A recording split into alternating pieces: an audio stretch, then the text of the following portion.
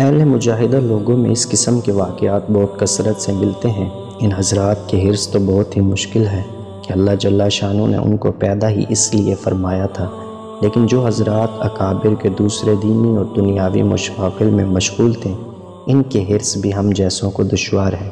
حضرت عمر بن عبدالعزیز رحمۃ اللہ علیہ سے سب ہی واقف ہیں۔ خلفائے راشدین کے بعد ان کا شمار ہے۔ ان کی بیوی فرماتی ہیں کہ عمر بن عبدالعزیز سے زیادہ وضو اور نماز میں مشغول ہونے والے تو اور بھی ہوں گے، مگر ان سے زیادہ اللہ سے ڈرنے والا میں نے نہیں دیکھا۔ عشاء کی نماز کے بعد مصلی پر بیٹھ جاتے اور دعا کے واسطے ہاتھ اٹھاتے اور روتے رہتے، حتیٰ کہ اس میں نیند کا غلبہ ہوتا تو آنکھ لگ جاتی، پھر جب کھل جاتی تو اسی طرح روتے رہتے اور دعا میں مشغول رہتے۔ کہتے ہیں کہ خلافت کے بعد سے جنابت کے غسل کی نوبت نہیں آئی۔ ان کی بیوی عبدالملک بادشاہ کی بیٹی تھی۔ باپ نے بہت سے زیورات جواہر دیے تھے اور ایک ایسا ہیرا دیا تھا جس کی نظیر نہیں تھی۔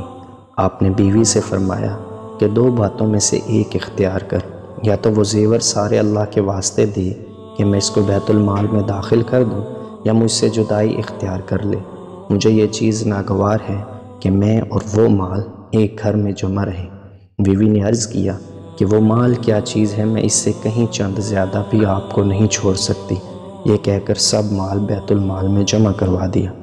آپ کے انتقال کے بعد جب عبدالملک کا بیٹا یزید بادشاہ بنا تو اس نے بہن سے دریافت کیا، اگر تم چاہو تو تمہارا سارا زیور تم کو واپس دے دیا جائے۔ فرمانے لگی کہ جب میں نے ان کی زندگی میں اس سے خوش نہ ہوئی تو ان کے مرنے کے بعد اس سے کیا خوش ہوں گی۔ مرض الموت میں آپ نے لوگوں سے پوچھا کہ اس مرض کے متعلق کیا خیال کیا جاتا ہے؟ کسی نے عرض کیا کہ لوگ جادو سمجھ رہے ہیں۔ آپ نے فرمایا یہ نہیں۔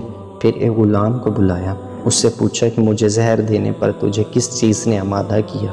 اس نے کہا 100 دینار دیے گئے اور آزادی کا وعدہ کیا گیا۔ آپ نے فرمایا وہ دینار لیا۔ اس نے حاضر کیے۔